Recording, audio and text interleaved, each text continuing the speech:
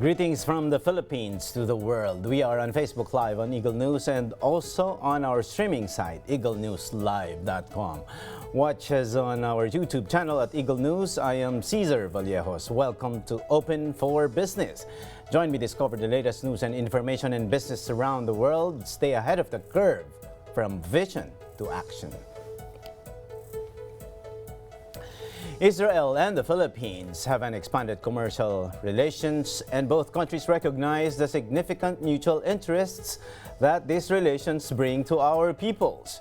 In Israel, the overseas Filipino workers are in high demand and well appreciated in diverse industries, especially in the healthcare industry. There is a growing number of Filipino tourists who are visiting Israel. And here in the Philippines, technological solutions from Israel are widely used in the areas of agriculture, communications, water treatment, and alternative clean energy fields. To talk more about the commercial relationship between the two nations is a significant pillar of business relations between the Philippines and Israel. The Israel Chamber of Commerce of the Philippines is considered a home for all the Filipinos and Israelis that are having bilateral business relations and for those who want to establish such relations. And we have with us the President of Israel Chamber of Commerce of the Philippines, Mr. Sagiv Massad. He will join us after these headlines. SMC gets green light for Bulacan Airport, setting up equity fund. Renminbi transactions rise 74% on the first half of the year. And here are the details. San Miguel Corporation plans to set up a private equity fund to assure banks and other financing institutions that the company has the capacity to repay its future loans for the construction of the $15 billion Bulacan International Airport. To initially set up the private equity fund, SMC will put in about $5 billion in equity, which represents roughly 30% of the project cost, Ramon Ang, the company's president, explained.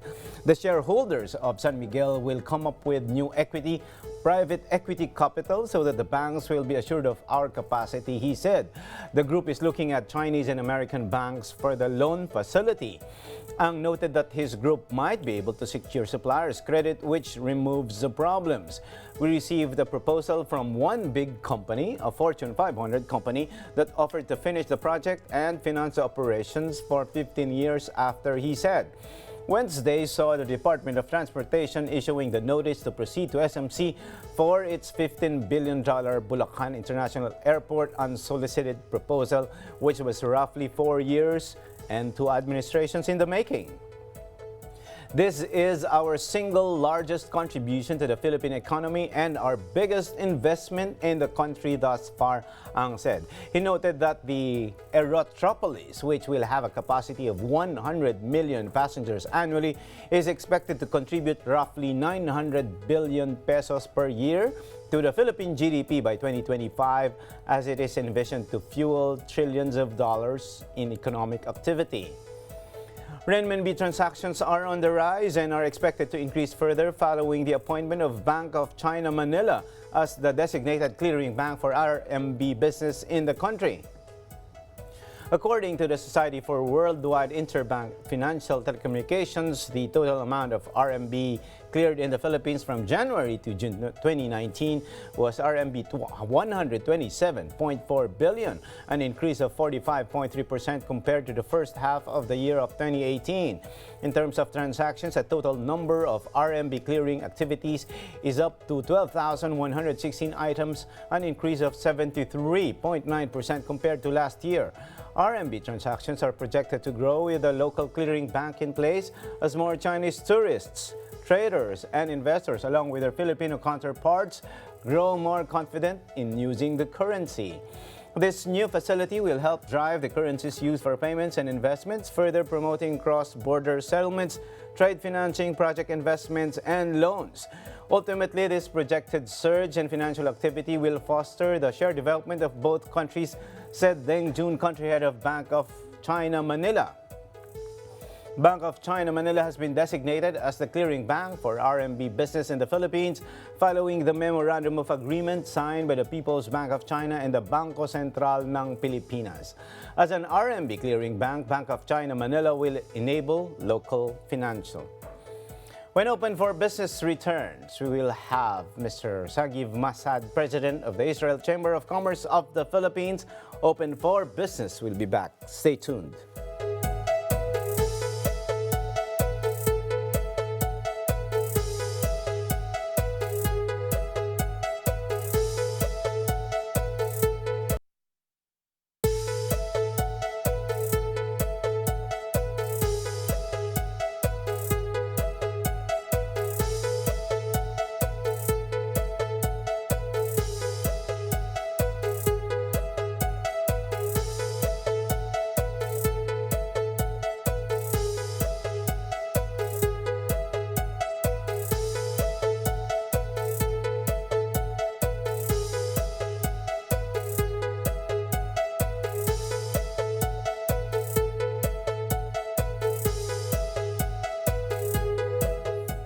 We are open for business, and we are here with Sagiv Massad, President of the Israel Chamber of Commerce of the Philippines. He is also the Executive Director of Cybersecurity and Technology of a company called Business Profiles. Thank you for coming to Open for Business. We have a very interesting relationship, the Philippines and Israel. And of course, in terms of commercial relations, it's the Israel Chamber of Commerce of the Philippines, which is basically the home of both Israelis and Filipinos who want to engage in business in both countries. Can you talk more of what the Israel Chamber of Commerce of the Philippines is doing here in Manila?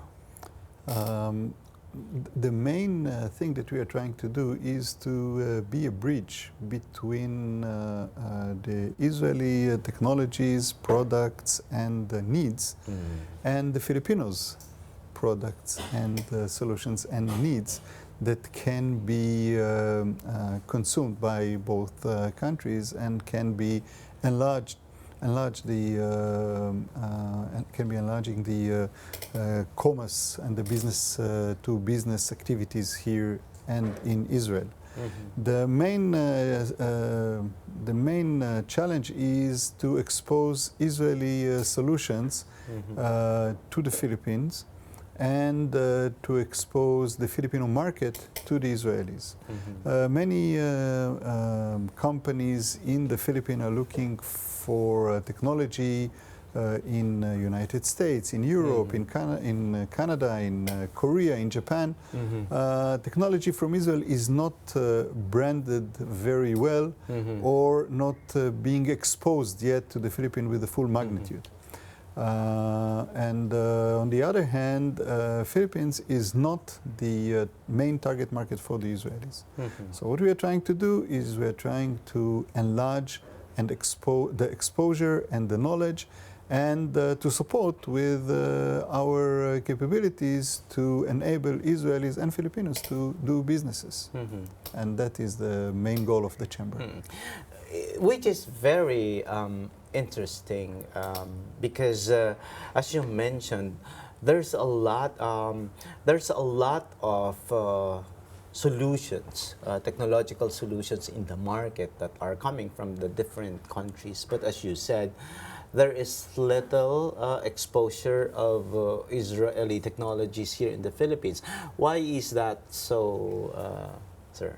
I think some of that is the fact that we are only 9 million people, small country, the size of New Jersey in the United States. We are doing a lot of noise in the world with news, but basically we're a small country.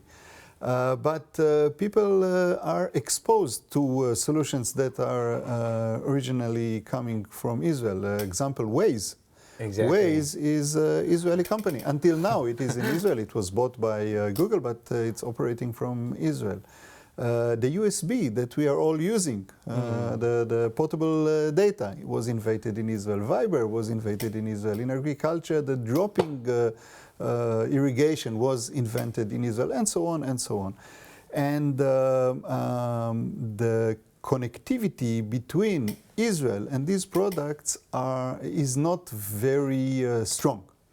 However, when we are talking about today's medical innovation, or innovation in the medical support, in agriculture, in water treatment, in cybersecurity, in IT in general, communication capabilities, these solutions are well known in almost all over the world.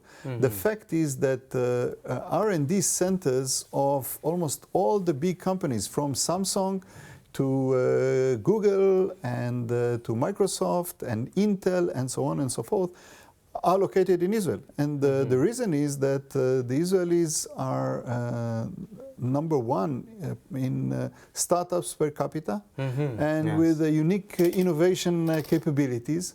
And companies around the world recognize that, and it is much easier to bring the innovation centers or the R&D centers to Israel than to bring Israelis out of Israel. It is a little bit different than the situation here in the Philippines.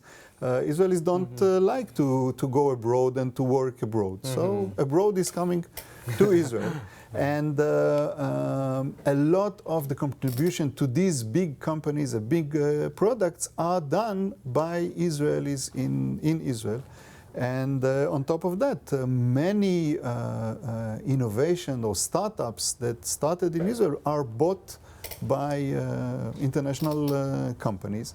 And this is another source of income to Israel, exporting innovation. And we are very proud of that. Which is very interesting, Sagiv, because I think there was, I attended one lecture of a Nobel laureate in one of the conferences organized by the Asian Institute of Management. And the discussion then was really focused on the culture of innovation that Israel has. And based on that, on the professor's discussion, the culture of innovation starts very, very early as kindergarten. I think I remember one of his presentations showing him, a professor teaching technology to very young people. Can you describe that culture of innovation in Israel, and why is that culture thriving in your country?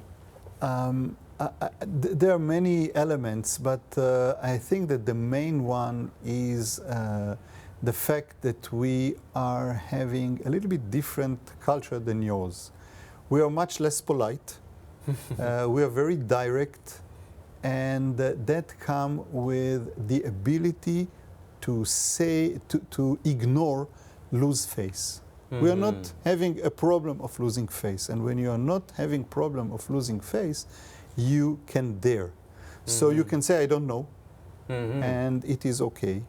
You can say, I failed, and that is not an issue. You failed, try again. Which is basically the culture for startups. And exactly. And the other thing is that teachers in Israel are not the source of the knowledge. They are the ones that steer you to gain the knowledge. And that is a big difference. Means my kids, when they were educated in Israel, they were asked from very young age to collect information and gather information with the internet or with books or whatever it is that enable you to open your mind and to understand that no one but you will build your knowledge. And with these two elements, I think that the culture is more open for innovative spirit. There are many other things. The fact that we unfortunately have to go to military compulsory service from 18 years old to 21 for boys and girls. And that is mandatory. And that is mandatory. But it is a positive experience. I mean, not the war, but the experience of comradeship, of responsibilities, Discipline. of discipline. All these things bring people more mature to the beginning of life, to the education, the post school, high school education, BA, MA, and so on and so on. So at the end, it provides the environment that can support. The last thing is something that Israel has, and I think it is not an issue to implement in any other country. Since we need the young generation in Israel, and since we want them to work from in Israel to the rest of toward the rest of the world. So the government is the biggest venture capital in Israel. Means you go to the it is Authority for Innovation.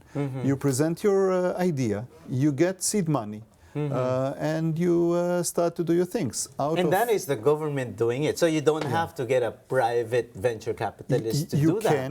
You can, but not everyone has the ability to do that. Especially when the government understands, or it is a common knowledge that out of 10 startups, 8 will fail. And the private sector do not wish to do that risk. But the first fail make you better in your second trial and the third trial. So the government is providing these supports, and the 2 successful projects or startups bringing the government all the return on investment for the next batch and the next round and the next round. And that create a very unique environment. Now, it is not an environment that has unlimited resources or need a special government. Every government can do that. The only thing is to understand that in order to create a vivid, young environment of business development and of innovation, it is a responsibility of the government and one of the tasks of the government. And once governments take that responsibility, the solutions are quite easily. And I can tell you that since I'm employ here a lot of Filipinos, and since I'm involved with the industry here and with the startups and the solutions here, they're very talented. Your young people. Let's talk about that when we get back. Open for Business will return. Stay with us.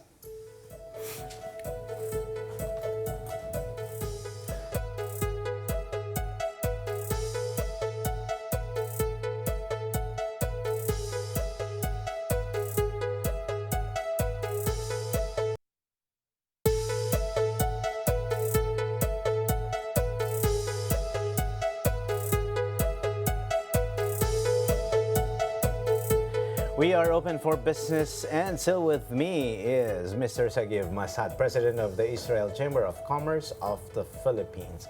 Sagiv, we were talking earlier about the culture of change, the culture of innovation, the culture of, I could say, and I've read a lot about entrepreneurship in Israel, and you emphasized a very exciting, or the driver of that innovation, which is your education. Can you talk a little more about that educational system in Israel, and how, which is very significant when you said the teachers, the professors are there not as a source of knowledge, but they steer it, they give that kind of direction. So there is some sort of that culture for the students or the citizens to create. I have a story that we used to tell from time to time, that the difference between a mother in many countries, and the Israeli mother.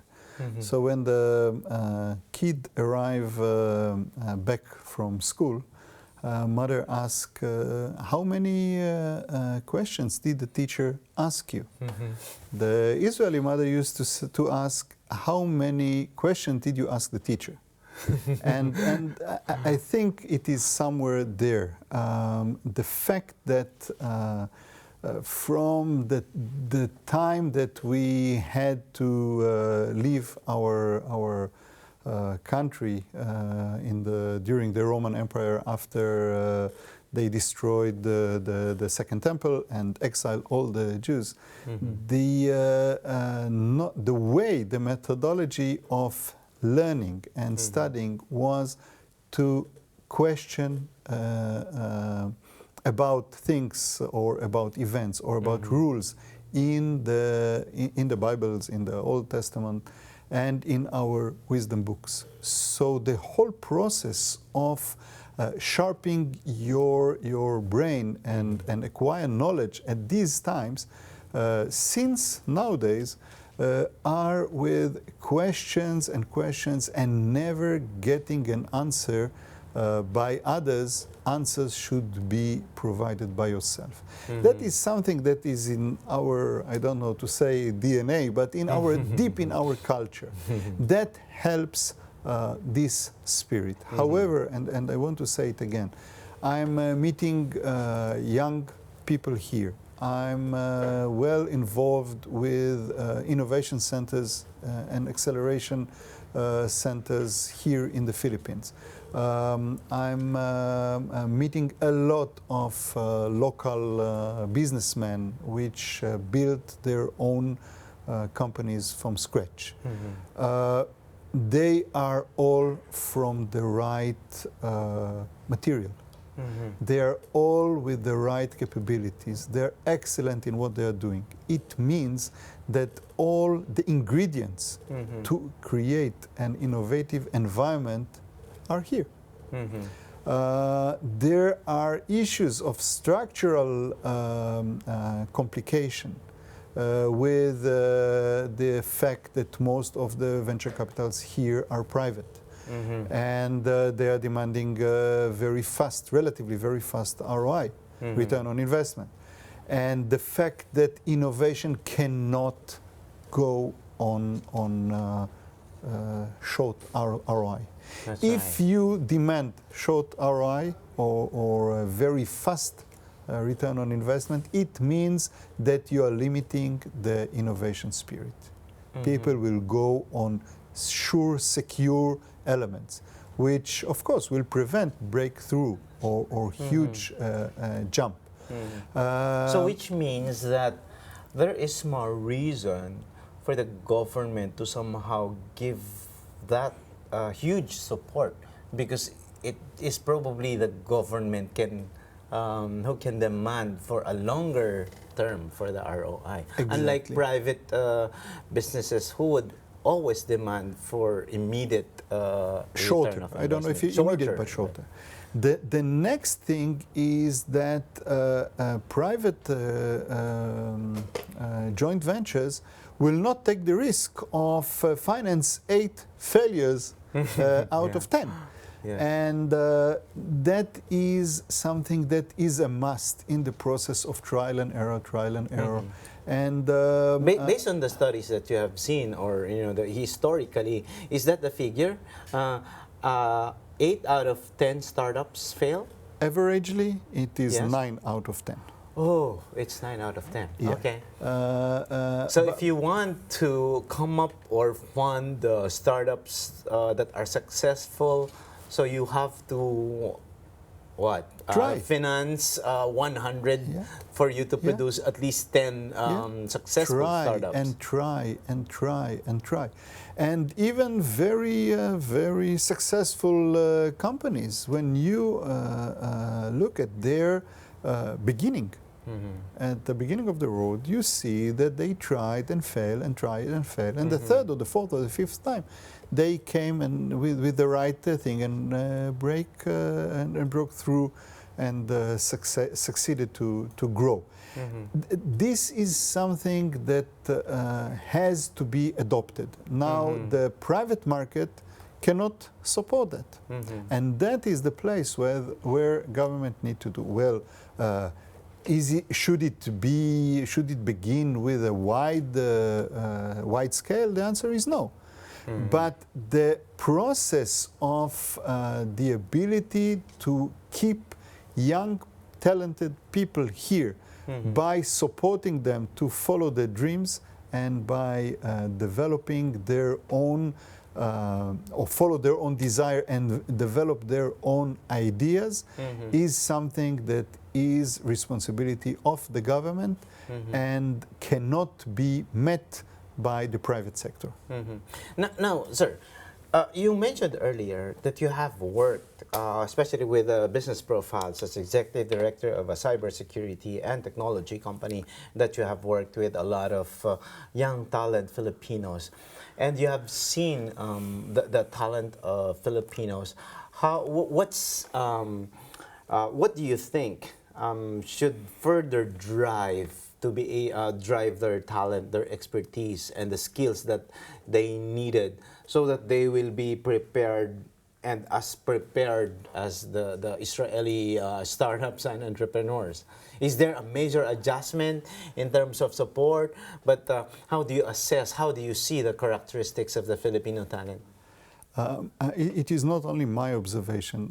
What I'm doing in my company, we are providing access to the Filipino market to Israeli companies. We are representing here in the Philippines over 30 companies from Israel on this area of cybersecurity and homeland security and so on. And I can tell you that it is not only my observation. One of the biggest projects here by the government, by the way, the National Cybersecurity Center of the government is a project that our company is involved with a very big Israeli company in cybersecurity worldwide. And we finished almost 3 months of knowledge transfer to the local government employees that will utilize this cybersecurity center, the National Cybersecurity Center of the Philippines. And this center is based on technology which will push the Philippines to the front line of nations in terms of cybersecurity defense. And the impression from our trainers about the capability of the local young people that are working or that will work in this cybersecurity center of the DICT, I heard more than one time that they are the best team that this company trained. And you can believe me, we are not exposing our businesses around the world because this is the nature of cybersecurity.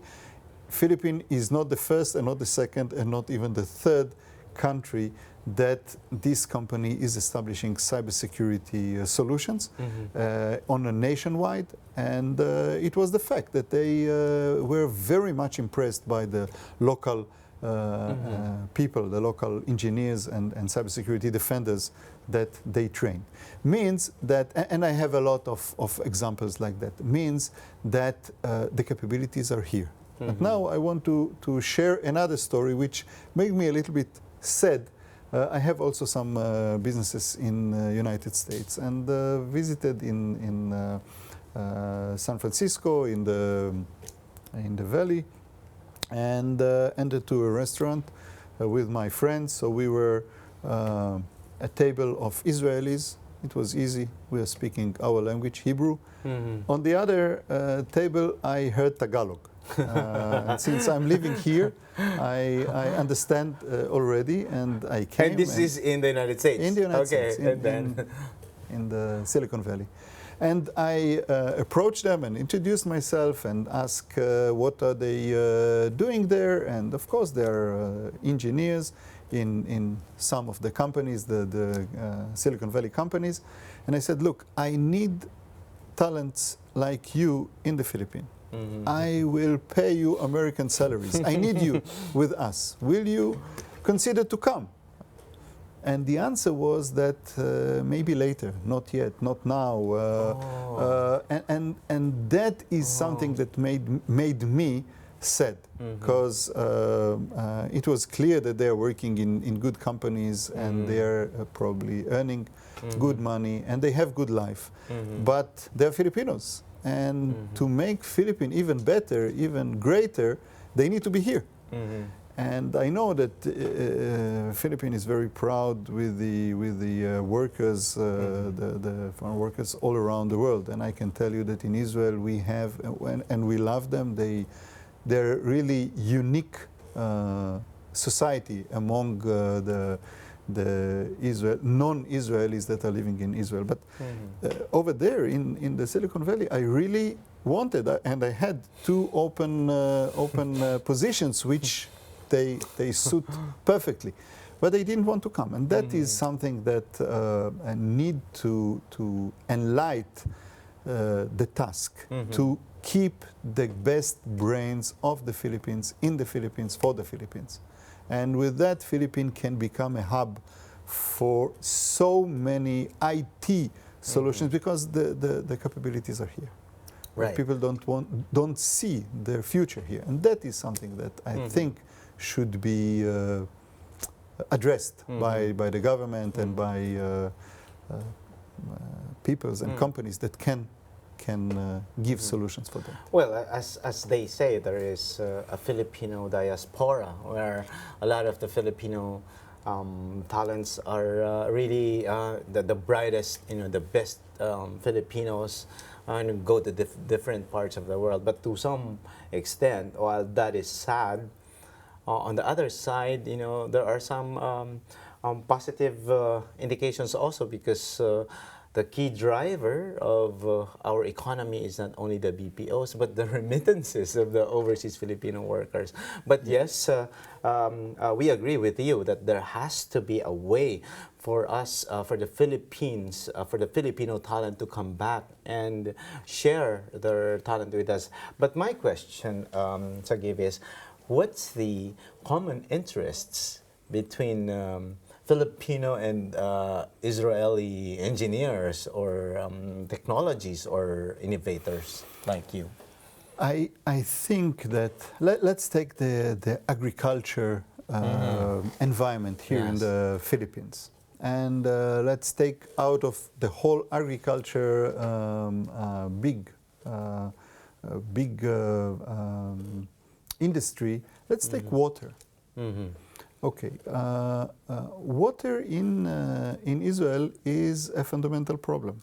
We are a desert. We were a desert country without water, and it limited us in our daily life.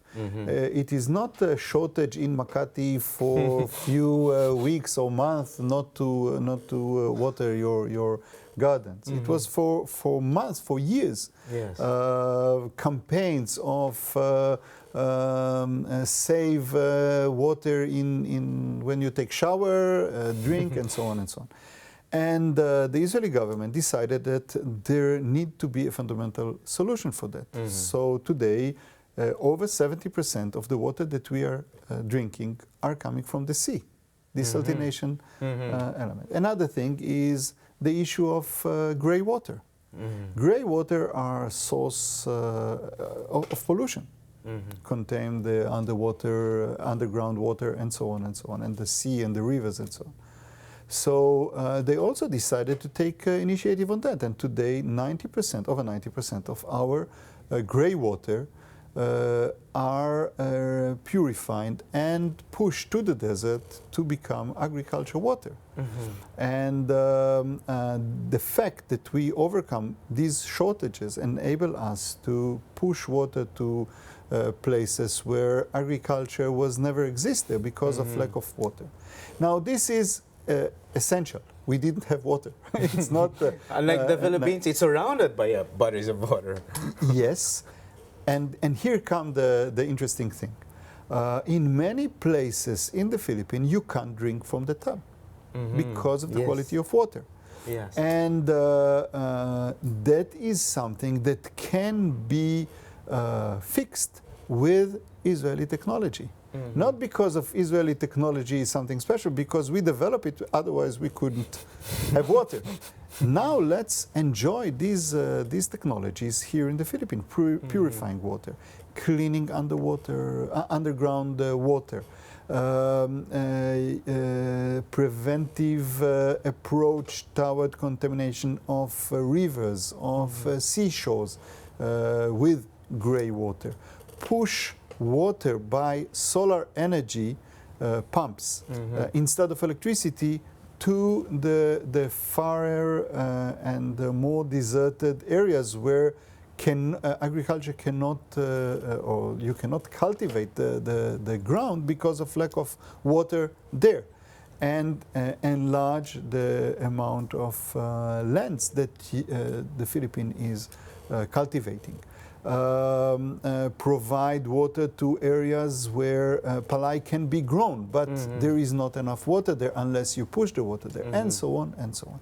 And these technologies and solutions are created for a country which is struggling with lack of water, but they can be adopted and can suit to the problems of the Philippines very well, with reasonable price and with the ability to create significant change or significant approval. But do you think that these solutions would still be applicable in the Philippines, even we have different weather conditions? Absolutely.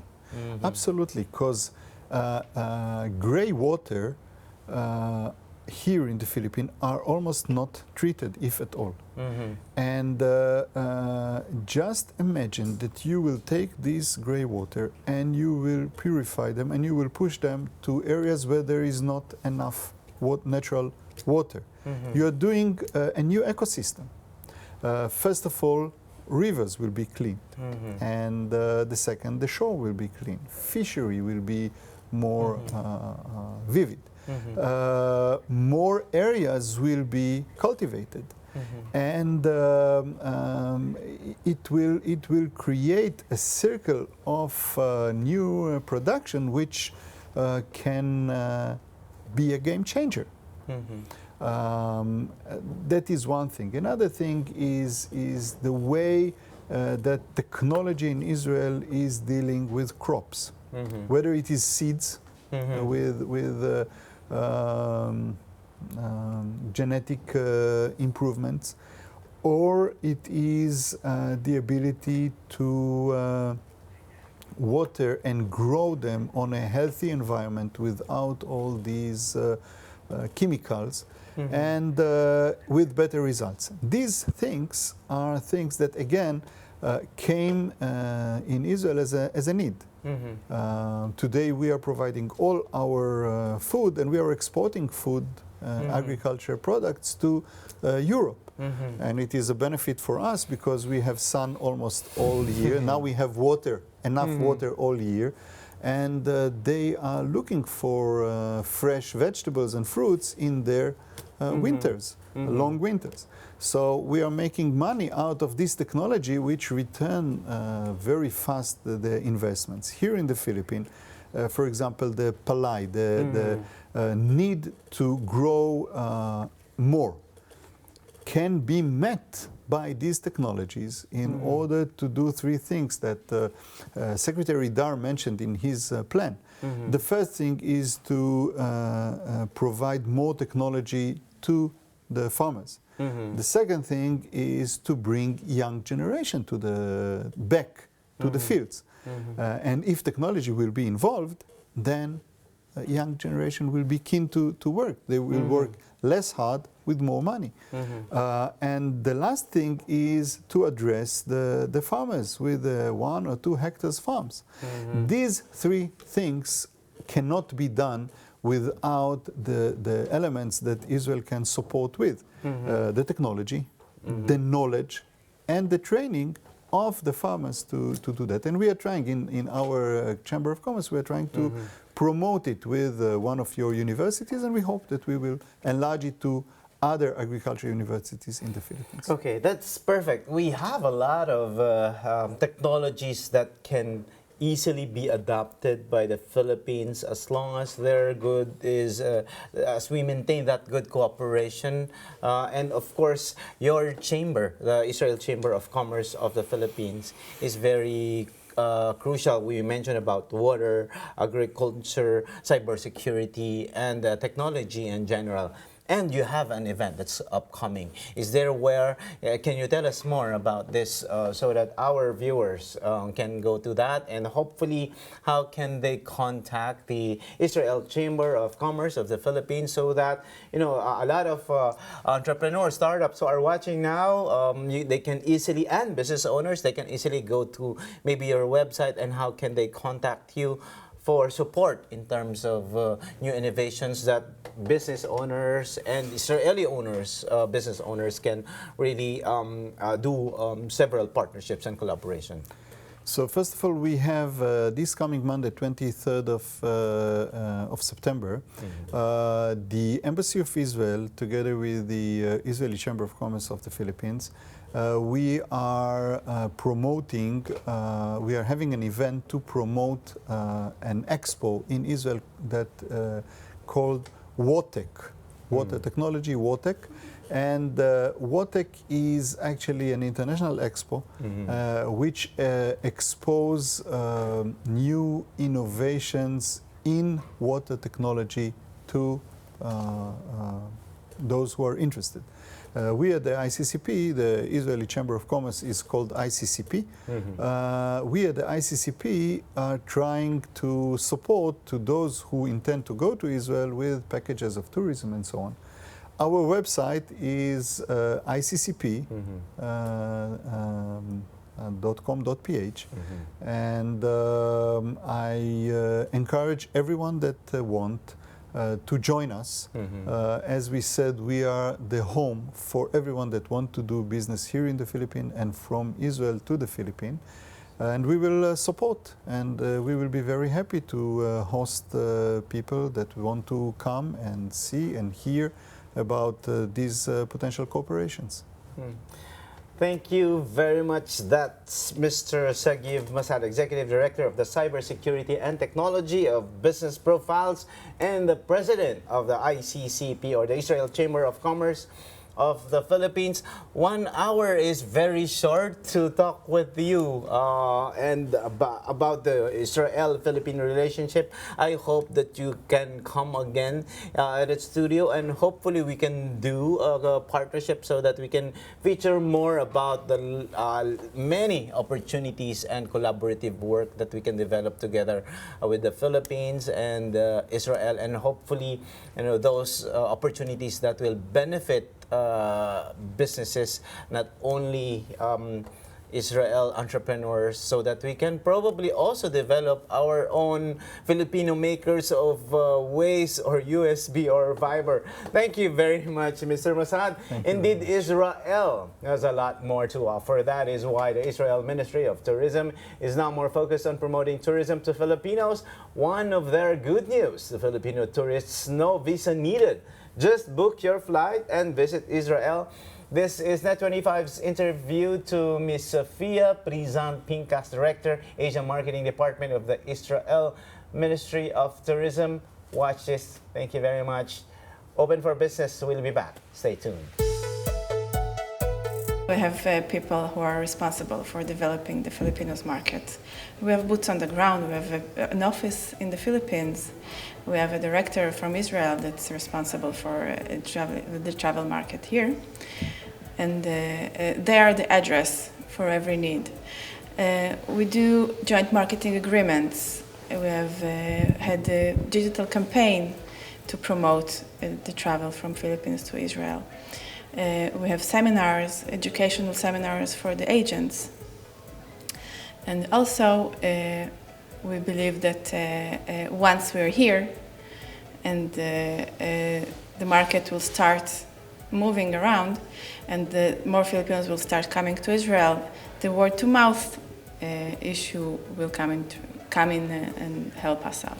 We are looking into different markets in the Philippines. We're not concentrating only in Manila. We believe in also Cebu, Davao, Iloilo are also important markets for us. And we're going there with our trade from Israel also, that making an effort to make the marketing. I think that the amazing thing about Israel is once you go there, you understand that you should have been there before. I think the direct flight is not the issue. It will be a game changer and it's very important, but there are ways to get to Israel. The fact is the numbers are growing. There are a lot of aircrafts that you can get there with one stop. I think the major challenge is maybe the misconceptions of the Philippines that they have about Israel. For example, the visa issue. You don't require a visa. There are not a lot of countries that are not required a visa for the Filipinos. So Israel is open. The doors are open and you are welcome. And this is one misconception that is one of our jobs is to fix. Every tourist who gets to Israel becomes our ambassador. Okay. Once you get to Israel, you see good food, good people, hospitality. I think that once a traveler comes to Israel from the Philippines, he will get back with a spiritual experience that everyone would like to experience at least once in his life. And in addition to that spiritual travel, visiting all the places of the Holy Land, he would enjoy great weather, great food, and great traveling experience. You are welcome to Israel. You don't need a visa. Please book your ticket and come over. For more information, you can go to our website, goisrael.com.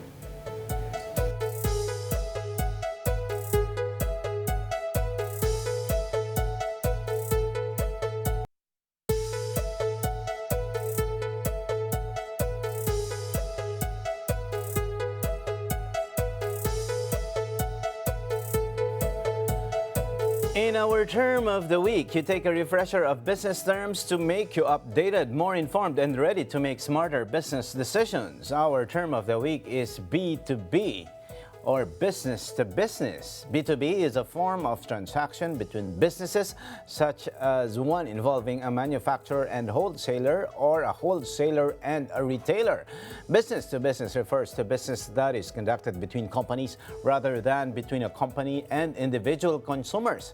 Business to business stands in contrast to B2C, or business to consumer, and B2G, or business to government transactions. Business-to-business transactions are common in a typical supply chain as companies purchase components and products such as other raw materials for use in the manufacturing processes. Finished products can be then sold to individuals via business-to-business or business-to-consumer transactions.